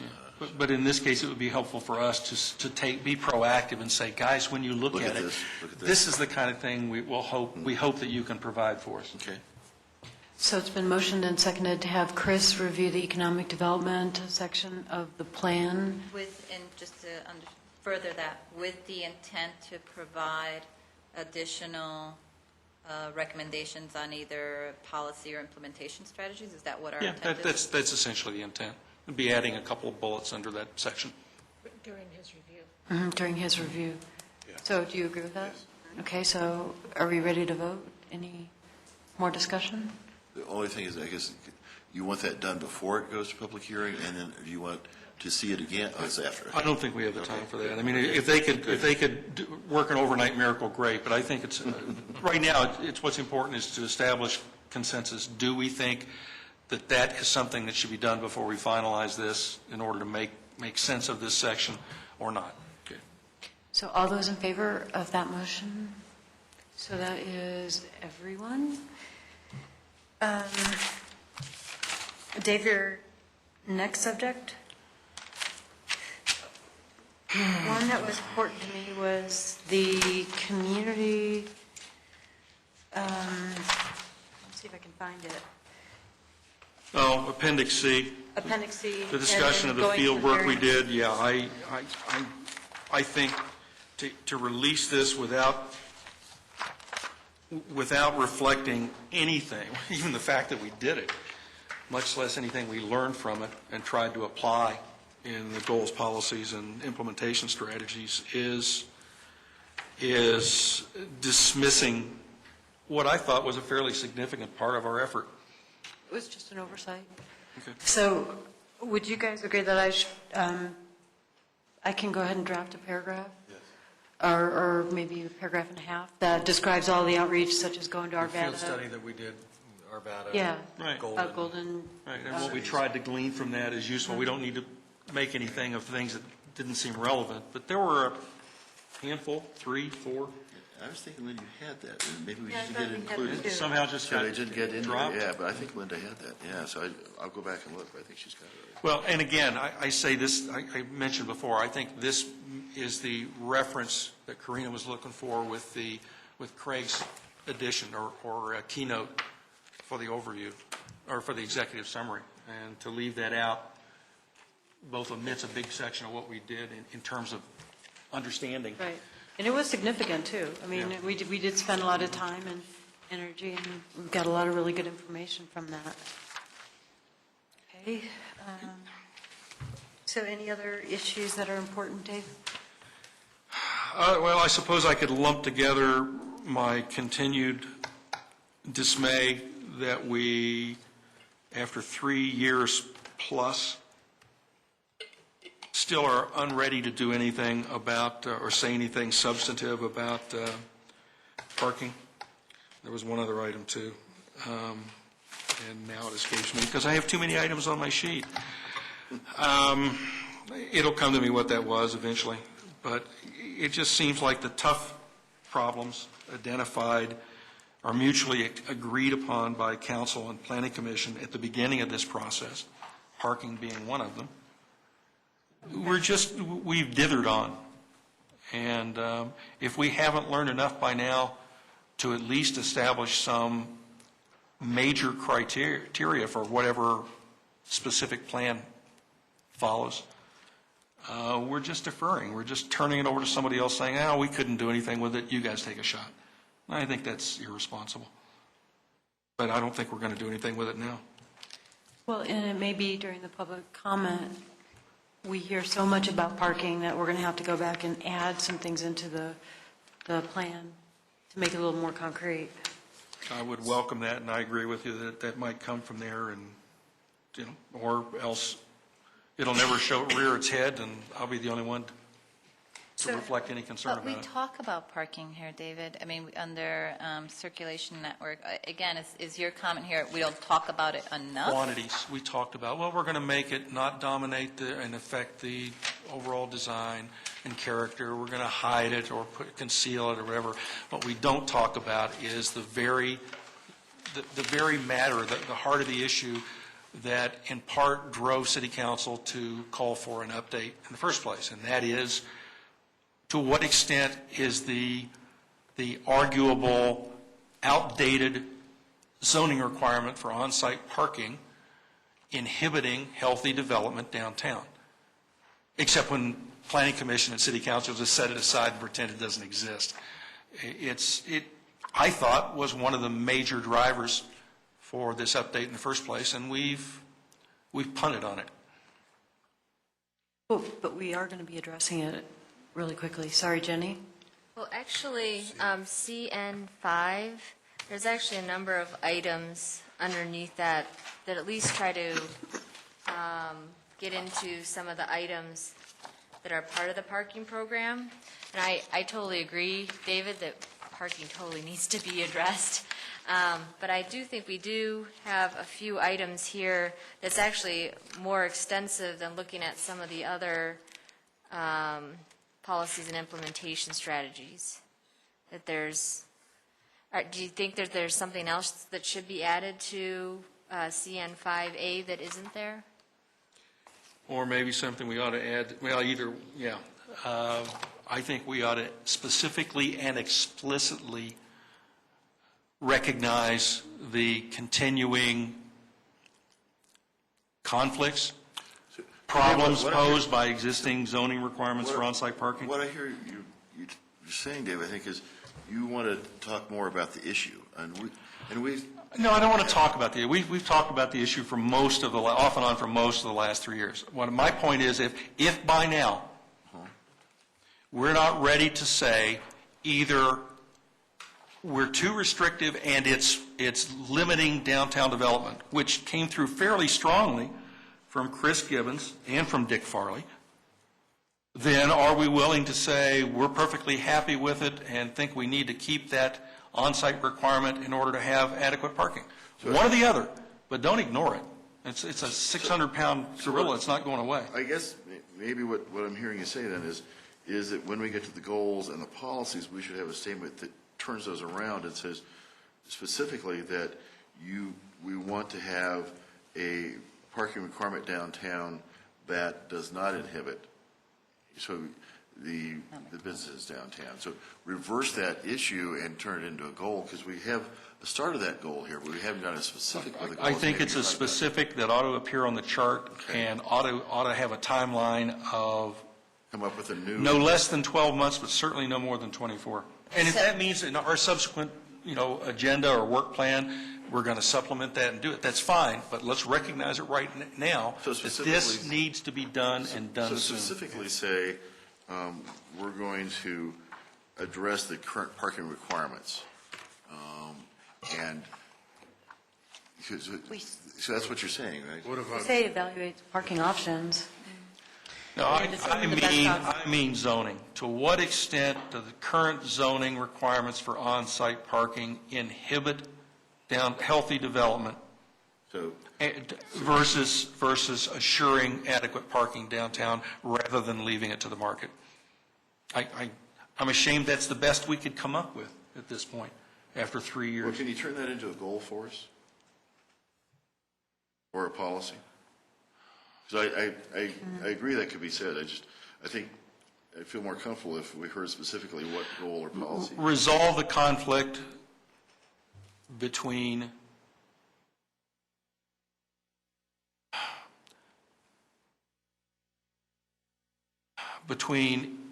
inhibitions to healthy development versus assurance of adequate parking downtown. Something on that regard. Somebody can make something of that. David, I want to go back to page 18, if you can refer to this. And under section CN5A, it states, develop a parking program for downtown that, and then it lists some things. So when we talk about here developing a parking program, then again, you go to our implementation strategies on page 25, and it says it's going to be a 24-month process. So this addresses your request of saying, come up with a plan, come up with a parking program. To me, with no criteria. So hold on. So a parking program will, part of this process will incorporate relooking at zoning, for example. That's what I expect this would be. Now, as far as what are the things we need to consider there, what you've pointed out that I agree is missing here, in particular when you go to number 4 on page 19, what it says specifically about parking here is that it will not disrupt the quality of downtown, but what you're looking for in addition to that is that it is not inhibiting economic development downtown as well. And I think that's the piece that's missing here. I'm not sure I'd go so far as to a blanket statement like inhibiting, because to a certain extent, in order to assure the character of what we're looking for downtown, there are going to be some constraints. Okay. The question is, how far does it go? The debate for the last, well, the 3 years we've been working on the comp plan update, at least 2 years before that, Steve, you go back farther than that, repeatedly has been, why in the hell does downtown zoning require the same on-site parking requirements as suburban mall development? And what impact does that have on development? The demonstrable impact is either the development doesn't happen, or it happens only when everybody turns a blind eye to what the zoning requirements are. We've got to resolve that. I completely agree with your point, and what I'm saying here is the statement of develop a parking program for downtown, that activity will incorporate assessing that issue. Unless I we don't see why it unless we would so direct or highlight those needs or those criteria, will it? It hasn't for the last 5 years. That's what an evaluation is, to come up with a parking. But unless you're specific, evaluation is an open-ended topic. It may or may not address those conflicting dynamic issues of prohibiting almost any development downtown versus not assuring that we've got adequate parking downtown. Okay.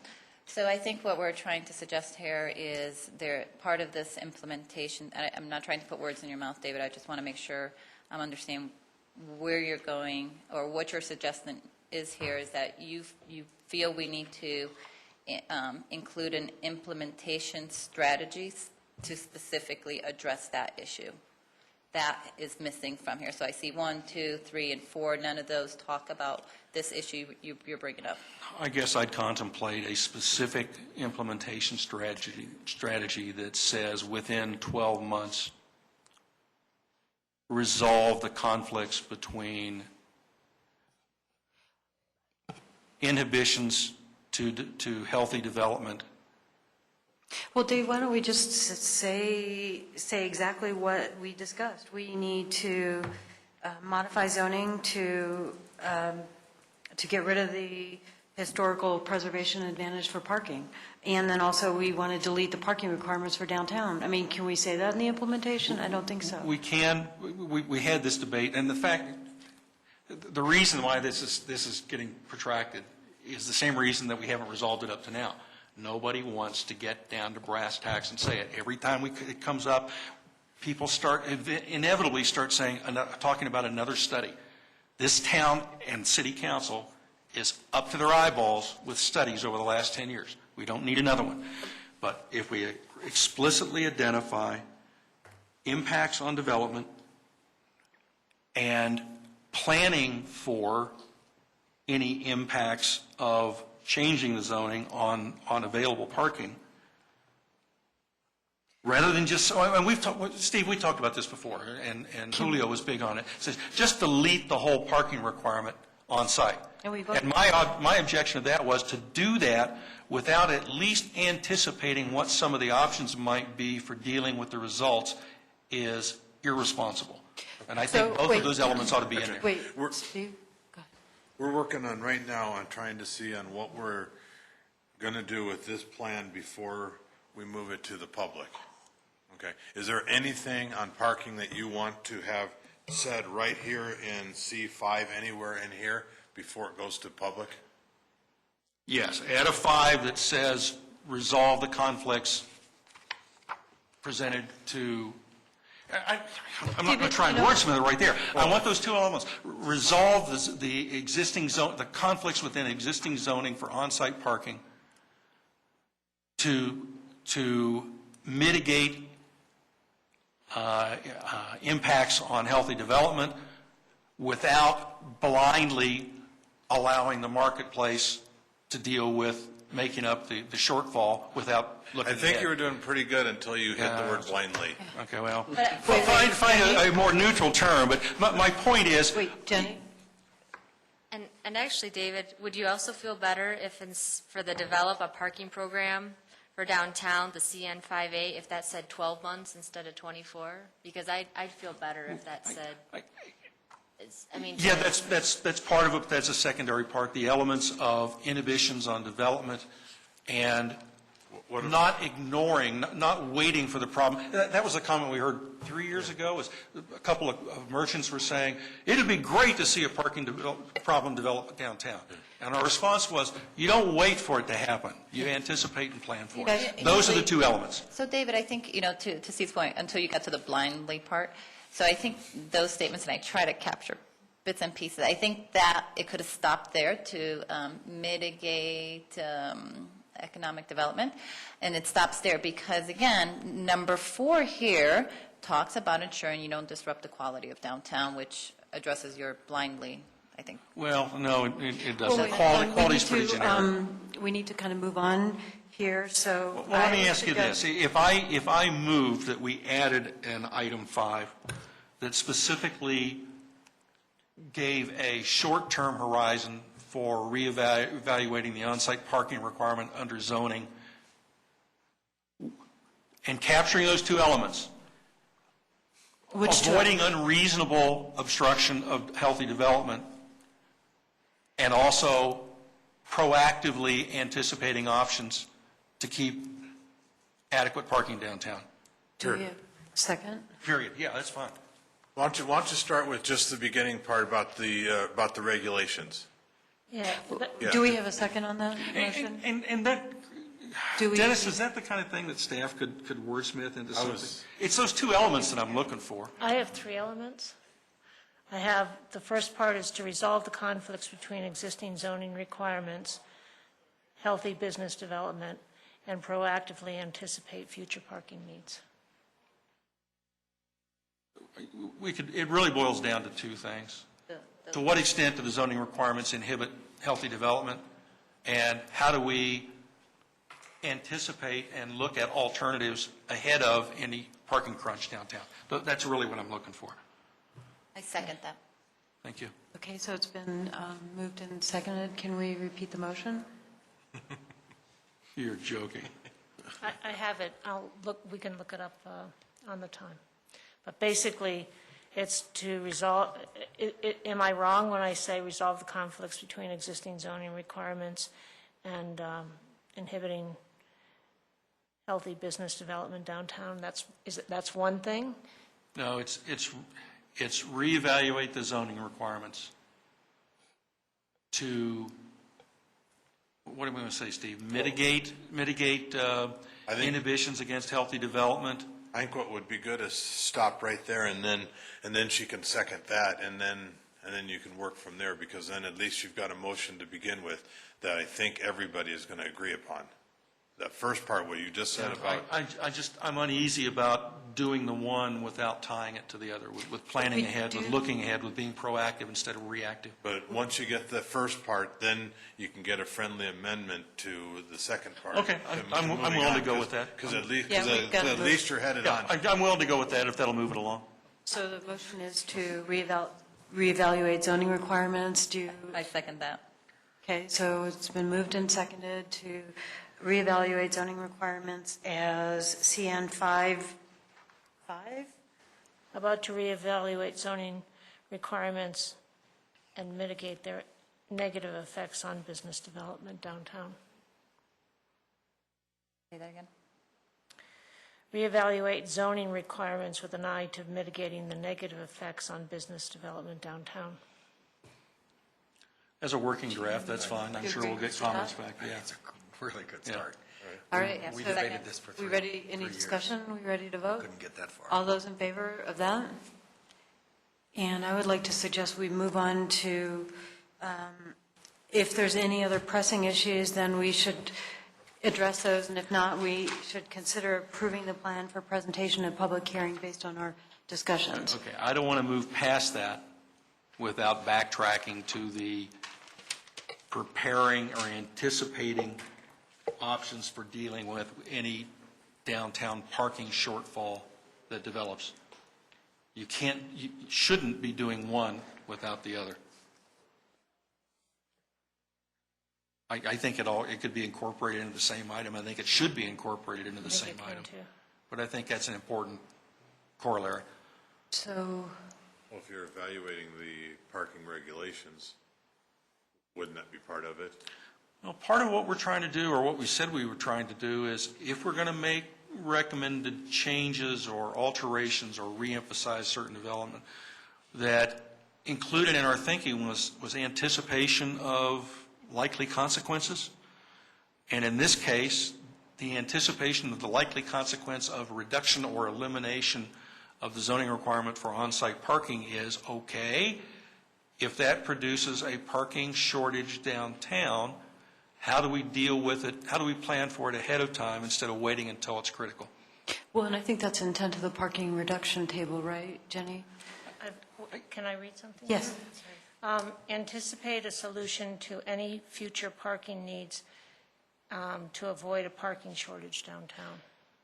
Right, and we don't even have to mention public versus public-private, whatever. I mean, just leave it general, but we ought to at least identify some options so we're ready. We are a planning commission, not a reacting commission. So can we repeat the Wording of addendum? the whole thing? Just the addendum? Second part? The second part. Anticipate a solution to any future parking needs to avoid a parking shortage downtown. Second on that? I'll move that. I'll second it. Okay, so any discussion? All those in favor of adding that language? That is unanimous? Okay, Jenny? I would like to move to, for the CN5A, develop a parking program for downtown, that instead of 24 months, I'd like to ask city staff if, to make that 12 months, if that is possible, because I think it gives a better hierarchy. We only have 12 months on initiate a wayfinding program. I think that would help elevate that this is a really top priority for us to solve. I guess the way we've been thinking about this is to get this through and adopted would be the 24 months. So if you want to do that in 12 months, it's a lot to do, but it certainly says it's a high priority. Because parking is such a personal thing, it includes so much in terms of investment of people's resources that it becomes a hot political issue. Honestly, we've been tasked by City Council to finish this within 9 months, and 4 months have already gone by, so we're really under a little bit of a tighter schedule than I think. Doesn't that support Jenny's comment of saying this needs to be 12 months? Is that what you're suggesting? Mm-hmm. Okay. Yeah, so it's been moved and seconded to change that to 12 months. Any discussion? I do have a further clarification on Dennis's comment here. You said, the implementation of the plan, but yet on page 25, it talks about developing a parking program. So just developing the program we're suggesting should be 12 months, then the implementation, to me, is a separate step. It is. I guess I was just thinking that it's going to take so much outreach and so much discussion and so much evaluation that it's complex. But I think you say 12 months on here. I think it certainly does say it's important. And as Linda said, City Council charged us with 9 months of getting it resolved. So should we go ahead and vote on that? To change it to 12 months? All right, all those in favor to changing it to 12 months? That is Kurt and Dave against. And just one quick comment on page 21. Karina, I just want to make sure that those 3 implementation strategies reflected what your intent was during the conversation. Because you suggested those motions to change those. I'm sorry, which ones? On page 21, P3A, B, and C. That's just a general comment. I don't think I made a comment on that. Did I? Pardon? I don't think I made a comment on that, did I? You made the motions to include that language?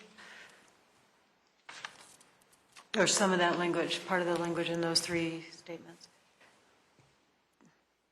That was just a general comment. All right, so any other issues we need to address before? The only other one I wanted to point out from David was the 10-year comment. So again, very important that we're consistent. If it's a 20-year plan, it's a 20-year plan. If it's 10 years, 10 years. So let's. Yeah, I guess there's a difference between, what you're looking at in terms of the time frame. You're looking out 20 years is the thought in terms of, here's what we're kind of anticipating happening downtown and what the issues are. The thought of 10 years going back and rewriting it, then you'll have another 20-year period. So then you look out. So you don't revise it at the end of your period. You revise it halfway through your period. And at the rate we're going, it'll take 10 years to do the whole thing again anyway, so. So it's still an accurate comment? I think it's confusing. We voted on the 10 years as the review. We did? Yes. As opposed to the ongoing reviews. I thought we talked about the ongoing Ongoing reviews, review every- which would not have So a need for the the 10 years. 9th year, we have an ongoing review. The 11th year, we have an ongoing review. The 10th year, we have a review. I think we have both in here. Yeah. Yeah, I think, as I recall the conversation, it was like you sort of, you took care of things as they came up. And yet, the reason, I'm not trying to defend it, just explain it, the reason that somebody wanted a 10-year review was to sort of put a mark in the sand to say, 10 years, look at the whole thing, because you've been looking at it piecemeal all along. Why does this feel suspiciously like watching the stock market every 30 seconds? All right, Steve? I would like to make sure, Dennis, that we're able to get Dave's list Okay. sent to us Okay. electronically. Sure. As soon as possible, within the next few days, so that we can Good. It sounds like Dave's got it ready to go. look over, because there, on his list, he did have a couple of them that I saw. Yeah, all right, so based on our discussion tonight, are we ready to consider the approval of the plan to go to public hearing?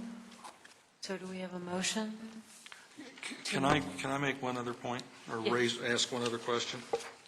But- We had talked before we got to this draft, and again, a couple of meetings ago, about the fact that this is an interim document. So where or how do we note that some of what's in this section plan may be adjusted as we continue with comp plan updates through other neighborhoods, especially those when we start talking about extracting those common elements that are applicable community-wide? Where are we making it plain or doing a heads up to everybody saying, now, 3 years from now, don't necessarily expect that this entire document verbatim is going to be in there. It's our intention, it's been our intention all along to try and pull out of some of that things that are applicable citywide rather than being repetitive. Sustainability is a good one that comes to mind. A lot of what we've got in here, we did out of concern that otherwise those issues might get dropped or delayed until it's too late to do any good. Connection, circulation, same thing. I just would like to see us note someplace in there the practical consideration that we're probably going to adjust this as the rest of the comp plan update proceeds. Page 23, it states, the downtown neighborhood plan is pragmatic and designed to be logically implemented over time. The city should evaluate, monitor, and adjust the downtown neighborhood plan regularly and as needed when unanticipated situations arise. I think that Generically, that covers it. It isn't as explicit as saying what we all know to be true, that before the overall comp plan update is complete, we will look at extracting some of the things from this section and put them where they more properly belong, which is under the community-wide section, which, by the way, is the longest and most involved portion of the existing comp plan, as it probably should be. I think we ought to be clear, explicit, and upfront that this isn't just a process thing that may accumulate. We know up front that we're going to modify this before the final form of the comp plan update is complete. Do you have Let's a say so. motion that you wanted to put in there? So maybe add to the implementation summary. Yeah, I Yeah, don't know before the whether that comp plan. goes in with implementation or whatever. I would put. I don't wanna I would- drag us out. I would say inside that implementation summary, where, On the first page. yeah, we're just talking Yeah, about right just- there. Just something succinct and explaining why we're saying that. That there are elements in here that we're putting in now because we think they're important, but they're more applicable to community-wide concerns, and that's where we expect that we'll put them later on. Just make it plain. I'd second that. Did you get that, Dennis? Okay, so we have it moved and seconded to say something and Dennis, please correct me, that there are elements in the plan that may be extracted and added to the overall comprehensive plan. Did I say that about right? Close enough. Close I'm enough? sure Dennis has the notes. And so we had a move and a second, so are we ready to vote? All those in favor? And that's Karina against. And that takes us there. And that was a point that we really discussed at length. So that's why I voted for it, because it was a significant discussion. So back to the considering the approval for the plan for public, Jenny? I move that the downtown neighborhood plan go forward to the public hearing. Do we have a second?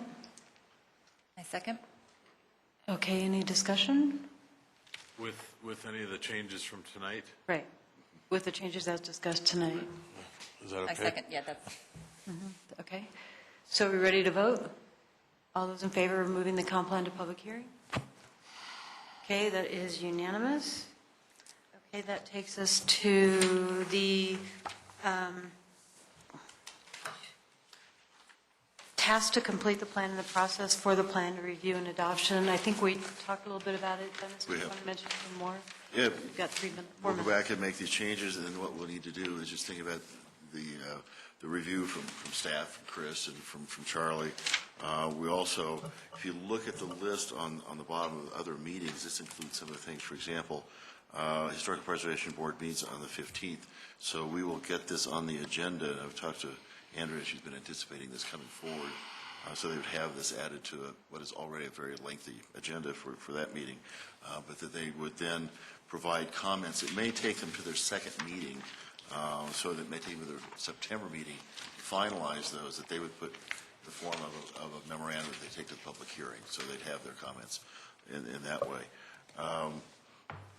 That's, I think, the big thing is then getting the outreach, so we will get it on the city's website, and we'll have copies available as well, some hard copies, so that we get as much distribution as possible.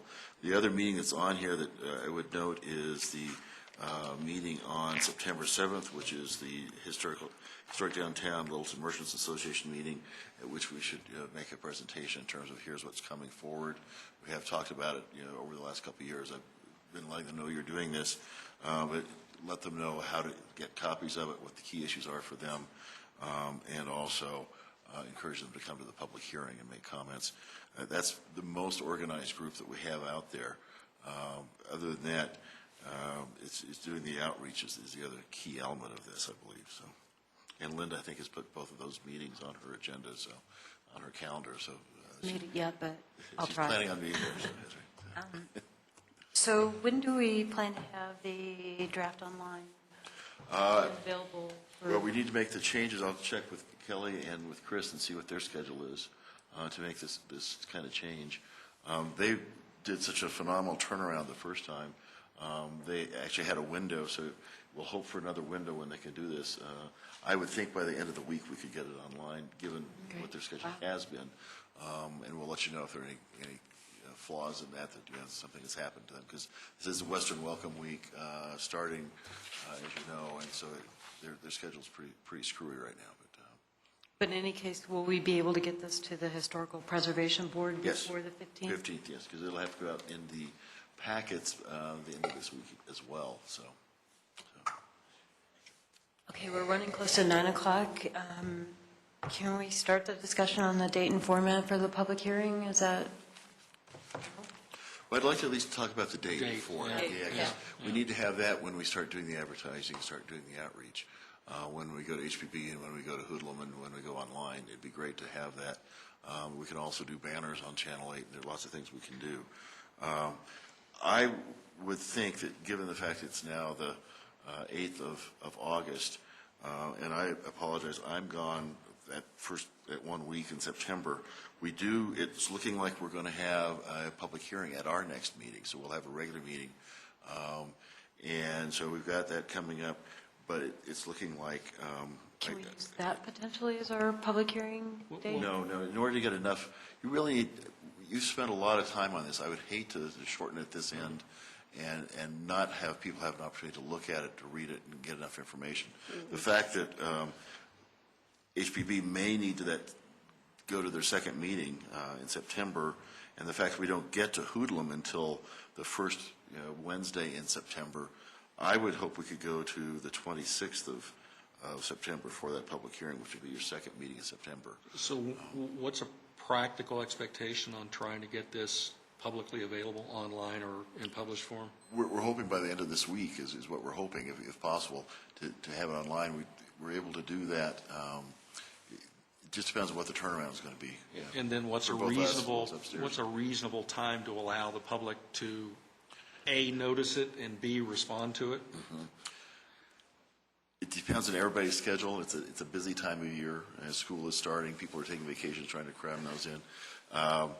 And then I think it's the meeting schedule in here too, in terms of what the time frame is. I think reasonably we have to get to that Hoodlum meeting. Well, and we can do that So, while yeah. we're allowing time for the general I public. think at least 3 weeks, and 4 weeks is even better. Yeah, that's right. And if you do longer than that, I think better. You don't want to go out too far, but we've got some conflicts. I would think doing one irregular, we could do another night. It's tough to find a meeting. We'll need to be in the city council chamber. We won't be in here for the public hearing, so we need to make sure the rooms are available Steve? for those nights. Will Historic Preservation Board, will they be critiquing the whole thing or just what is the historic? Primarily the historic preservation section. I think they'll look at it as a whole, just because the context of it, but they'll be looking primarily at the historic preservation section. So much of it, really, I think, from their perspective, it's setting a context for what they do and what their charge is. So it all relates to what they're doing, and a good portion of it does, at least. Just as Hoodlum will probably focus on one or two particular areas, and one other specific individual will focus on the R5 zone and street lighting. Predictable. So what about the suggestion to add a night, like say, you're gone, Dennis, the 8th of September forward? Right, the 8th through the 16th, I'm gone, unfortunately. I had planned that last January when I thought we'd be done, so I apologize. And the 7th? Hoodlum has a meeting on the 7th. I mean, is there a possibility that we can have a meeting the night of the 7th or the 6th? A meeting or the public hearing? Public hearing, sorry. Oh, no, thought that's you wanted to wait premature. I mean, again, we'd be before Hoodlum. HPB Yeah, met on I'd the really- 19th of September. I'd really like You to think see our they won't meeting get with to it? HPB and anybody else before I'm the, thinking, depending on how detailed they've got a very heavy agenda. I think they'll start it. I don't know if they'll be able to finish the review at this next meeting. I don't know. Dennis, don't they Right here. come in with their comments and it's added to this? Yes. In other words, we're not going to go back and change this? Correct. Okay. we It's a memo accumulate to it go with all forward. the other feedback, Right, yeah. exactly, yeah. It sounds like we're talking at the earliest mid to late September. Yeah. And the trouble again is going to be if they do need to have a second meeting, they don't meet again until the 19th of September. But we can still have the public hearing earlier, Jenny? Yeah, I mean, we don't have to worry about them, as long as we can consider Don't you what they're want their saying. comments in that public hearing? Well, I think they want to present the comments at the public hearing, so you can consider them. Otherwise, you're considering outside the public hearing. So I think, their yeah, meetings you've are got to have our comments, all the comments that come forward, or at that meeting. I don't think you can consider them. Otherwise, it's going forward to city council after the public hearing. And direct What are the notice. dates of our scheduled meetings in September? Our scheduled meetings are September 12th and September 26th. Sounds like the 26th is the likely target to accommodate, to allow time for the the individual group meetings and feedback, get all that ready, and be ready to have a public hearing that is all-encompassing. Steve? I'll be out of town on the 26th. Do we have to do it Monday night? We don't have to do it Monday night. It's more difficult to get the room, but we can certainly do it and see if Doug's available. So. Or, like Wednesday or something? Like the Wednesday before? Or the Wednesday after either? Yeah, Wednesday after I'm out of Oh, town. you're gone the whole week. Okay. But the Wednesday before, I'm, Like that's Wednesday the 21st? Yeah. Thursday would be conflict with the pub session, so it'll be nice to avoid that. Or we can just have Pub come down to the public hearing. Tom might be perfectly amenable to that. Actually, Tom would probably be there. I think he's got that slated for elections, that meeting. well, then why don't we shoot for Wednesday? Yeah, if that Wednesday would work for getting the room, that'd be Okay. great. Aren't we getting into football season? If we schedule on a Monday night, are we liable to have, well, hey, look, it's a practical consideration. The Broncos are going to be so hot this year that nobody buys that? Okay. I still think Wednesday night's a better option than Monday.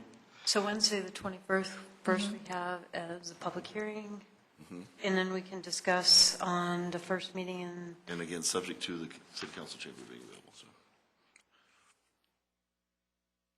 okay, anything else that we need to address before we adjourn today? A quick afterthought following up on all this.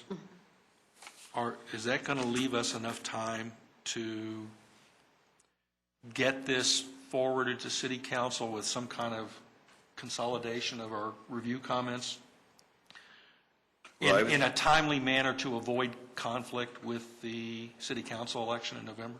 No. Well, it's something worth thinking about. Yeah, it's probably too late at that point, I would think. So I would think that what we do on the 26th then is we review the comments from the public hearing and put together your recommendation that would be put in a memo, again, that goes to city council with this revised draft as the consistent draft that's going forward. Well, that's not entirely inconsistent Yeah. with what I was talking about. Right, That would no. mean we could get this to and back from city council before the election, if they so desired. Okay. Well, that's what I'm saying, is you get it done before the election. Sure. Furor absolutely. stirs things up. I mean, just as, look, we all recognize that we lost a little something when we lost Norm, Julio, and Pavlos close to the end of wrapping this draft up. I think similarly, it would be unfortunate if the city council that largely started all this isn't still sitting when we present it and have the background, the context to be able to respond to it. Okay, why don't we address that at the next meeting? And then I just wanted to mention a couple quick things. Tomorrow's city council, they're going to get an update from the Open Space Task Force and a presentation of the pedestrian bicycle master plan. And then on the 22nd of August, it's before our meeting, it's a city manager reception at the museum from 5:30 to 7 p.m. That's before our meeting. What night is that again? The 20? Monday, the 22nd? Okay. We don't, okay, We could have the possible hearing. all right. Anything else before? Well, that means we wouldn't be able to start late, but 5:30 to 7 o'clock for that reception should give us time to, well, and seriously, I mean, it's Leave early. it's significant. We ought to at least make the Is effort. that the museum? Yeah. All right, sorry to keep everybody late, but do we have an motion to adjourn? Nobody wants to leave? Second. Second. Second, aye. All in favor? Aye. Unanimous?